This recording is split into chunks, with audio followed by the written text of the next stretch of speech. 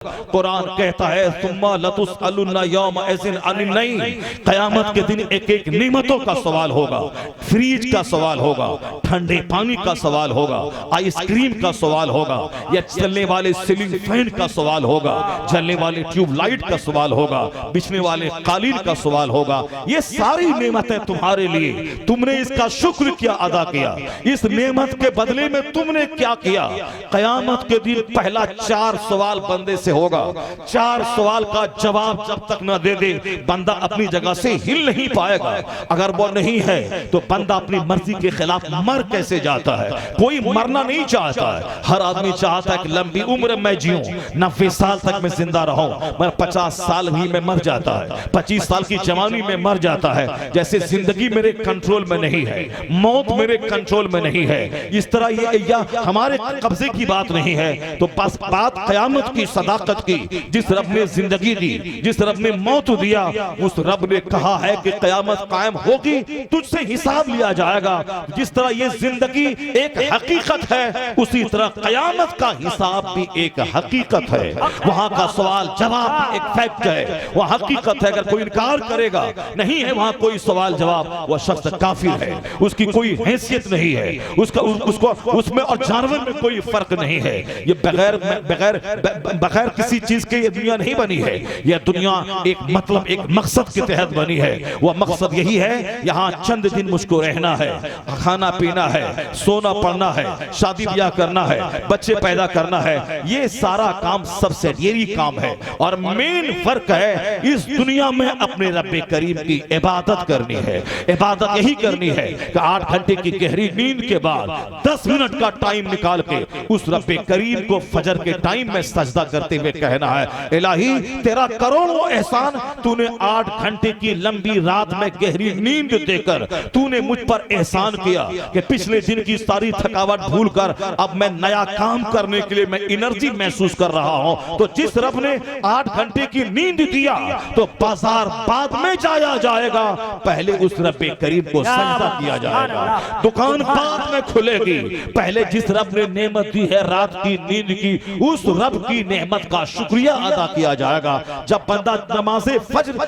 अदा कर लेता है, ऐसा है जैसे रात भर की गहरी नींद वाली नेमत का शुक्रिया अदा कर लिया, वह शुक्र अदा कर लिया। अब वह बंदा इस जमीन पे फैलता है, दुकान जाता है, कारोबार पे जाता है, नौकरी पे जाता है। 8 घंटे तक कोई नमाज फर्ज नहीं है, फजर से लेकर 8 घंटे तक। जैसे आज अभी सूरज निकलता है 5:40 पर, अब 12 बजे जोहर का टाइम शुरू होगा।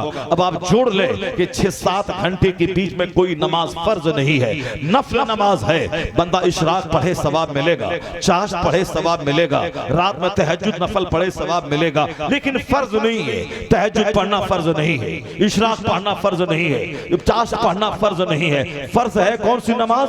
जोहर की नमाज। वो नमाज कब फर्ज है? फजर से लेकर जोहर के बीच में 7-8 घंटे की गैपिंग के बाद फर्ज है, ताकि बंदा जो 7-8 घंटे खेत में काम किया, बंदा जो 7-8 घंटे दुकान में बैठ के काम किया, किसी मकान में बैठकर 8 घंटे तक फर्नीचर का काम किया, दुकान में बैठा या स्कूल में नौकरी किया, अब उसके बदन को फ्यूल चाहिए, ईंधन चाहिए, इसे पेट्रोल चाहिए। जब गाड़ी चलती है और पेट्रोल खत्म होता है तो अब गाड़ी रोक कर उसमें ईंधन भरा जाता है ताकि फिर आगे गाड़ी चलने के काबिल हो जाए। तो 8 घंटे काम करने के बाद बदन टायर्ड हो जाता है। अब इसके बदन को ग़िज़ा चाहिए, जब ग़िज़ा चाहिए तो ग़िज़ा बाद में डाली जाए।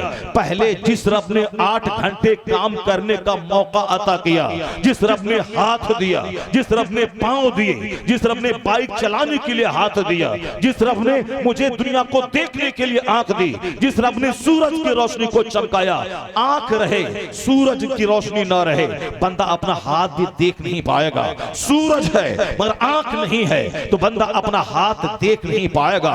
तो दुनिया देखने के लिए सूरज की रोशनी भी जरूरी है और आंख की बिनाई भी जरूरी है, या दोनों मिलकर आंख को रोशनी अता करती है, तब जाके बंदा दुनिया को देखने के काबिल होता है।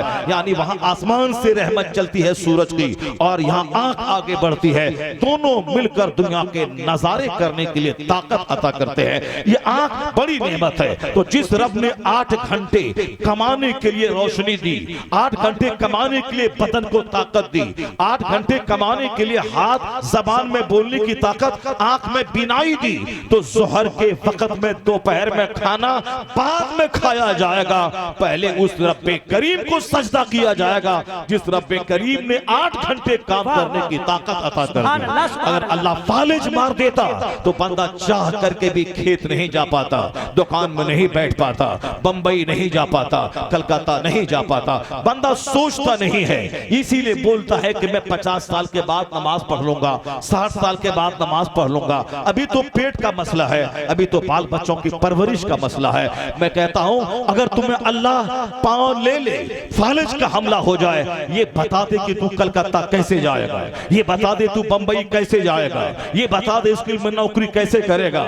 और अगर पांव मिल गया है तो अब बाल बच्चा समझ में आ रहा है, पांव मिल गया है तो अब घर मकान समझ में आ रहा है। ये भूल जाता है कि बहुत सारे लोग 10 साल तक सेहतमंद रहे, उसके बाद खतरनाक बीमारी ने उसको अपनी चपेट में ले लिया। बहुत सारे लोग 15-20 साल तक शानदार ढंग से सोचते और बोलते रहे, उसके बाद ब्रेन हेमरेज का हमला उसकी जिंदगी को नेस्तो नाबूद करके रख दिया। बहुत सारे लोग थे, खूब चीखते और चिल्लाते थे, लेकिन आखिर में फालिज का हमला उसकी जबान को गूंगा बना दिया। बेशुमार लोगों की जिंदगी हमारे सामने मौजूद है। आप डर क्यों नहीं जाते कि 50 साल के बाद नमाज पढ़ने की फिक्र जो दिमाग में आती है, अगर मैं कल में फालिज ज़दा हो गया या कल में मर गया तो फिर इबादत भी नहीं कर पाऊंगा, जी भर के सजदा भी नहीं कर पाया और जहन्नम की आग में जलने के लिए मैं चला। आदमी वही है जो जी भर के सजदा करे, अपने रब्बे करीम की इबादत करे। तो हर वक्त इबादत फर्ज नहीं है, हर वक्त नमाज फर्ज नहीं है। 8 घंटे फजर से जोहर तक नमाज नहीं है, अब जोहर की नमाज अदा कर ले, फिर 3 घंटे तक तू खेत में चला जा, दुकान में बैठ जा, फैक्ट्री और स्कूल में चला जा। असर के टाइम में जब काम के छोड़ने का टाइम होता है उस वक्त 4 रकात नमाज अदा कर ले, रब्बे करीम को सजदा कर ले। इलाही तेरा करोड़ों एहसान, तूने दोपहर में खाने का मौका दिया, आधा घंटा 1 घंटा कैलूला यानी सोने का तूने मौका दिया, फिर निकल के मैंने 2-2.5 घंटे काम किया। अब असर को सजदा कर ले अपने रब्बे करीम को, फिर असर से मगरिब तक सौदा सलफ खरीदा बाजार में जाकर मगरिब की नमाज पढ़ने के लिए घर आ जाए, बंदा मस्जिद चला जाए, मस्जिद जाए, वहां सजदा करे रब्बे करीम को। इसलिए कि जिस रब्बे करीम ने सूरज को देकर एहसान किया, दुनिया में रोशनी ही रोशनी फैल गई, अब वह सूरज डूब चुका है। अब मुमकिन है कि रात में अगर सितारा ना निकले बंदा का सीना वहशत से फट जाए, अगर चांद ना निकले आदमी का कलेजा अंधेरे में फट जाए, तो अल्लाह बंदों को वहशत से बचाने के लिए आसमान में सितारे की झिलमिलाहट को पैदा कर दिया, ताकि सूरज की तरह रोशनी नहीं, अंधेरा चाहिए ताकि गहरी नींद आ जाए, इतनी अंधेरी ना हो, इतनी तारीकी ना हो कि बंदे का सीना वहशत से फट जाए। इसीलिए रात के सितारे हैं ताकि रोशनी का भी मजा लिया जाए और अंधेरे का भी मजा लिया जाए। इसलिए रात का चांद है जिसकी रोशनी का भी मजा लिया जाए और रात की तारीकी और डार्कनेस का भी मजा लिया जाए, या दोनों की मिक्सिंग रात में है, अंधेरी भी है, सुचांद और सितारों की रोशनी भी है, ताकि गहरी नींद भी आ जाए और वहशत से सीना फटने से बच जाए। तो रात आई तो जिस रब ने सूरज को दिया, फिर सूरज खत्म हो गया, अब चांद निकलने वाला है, अब तारे निकलने वाले हैं, तो सूरज देने वाले रब को पहले सजदा करे और सूरज जो चांद देने वाले रब को सजदा करे, ताकि दिन के उजाले का शुक्र अदा हो जाए और रात की तारीकी का भी शुक्र अदा हो जाए। इसीलिए मगरिब की नमाज है। बहुत सारे पंडित जी ने कहा था कि ये तुम भी तो सूर्य को नमस्कार करता है, यानी फजर की नमाज सूर्य को नमस्कार करता है, अब मगरिब की नमाज ये भी सूर्य को नमस्कार करता है। उसने गलत समझा, उसने गलत नीति की वजह से हमारी सच्चाई को समझ नहीं पाया। अहमकों की कमी नहीं है दुनिया में, बेवकूफों की कमी नहीं है दुनिया में। अल्लाह अकबर हम कहते हैं, यानी अल्लाह इज द ग्रेटेस्ट, अल्लाह सबसे बड़ा है, वही अल्लाह कायनात का खालिक है। और एक पढ़ा लिखा इंजीनियर, डॉक्टर, प्रोफेसर वो क्या बोलता है कि मुसलमान कलमा पढ़ने वाला अकबर को अल्लाह कहता है, यानी वो अकबर जो हिंदुस्तान का बादशाह था उस अकबर को ये लोग अल्लाह कहता है, तब ना बोलता है अल्लाह अकबर, यानी अकबर अल्लाह है, माज़अल्लाह। उसकी अकल पे अफसोस है जो न समझ पाया कि अल्लाह अकबर अरबी का लफ्ज, अकबर अरबी का लफ्ज है, उसका मीनिंग क्या होता है, मगर वो अपने हिसाब से अपनी बेवकूफी का सबूत देते हुए कहता है कि इन्होंने अकबर को खुदा कह दिया। ऐसे उल्लू की कमी नहीं है, ऐसे जाहिलों की कमी नहीं है।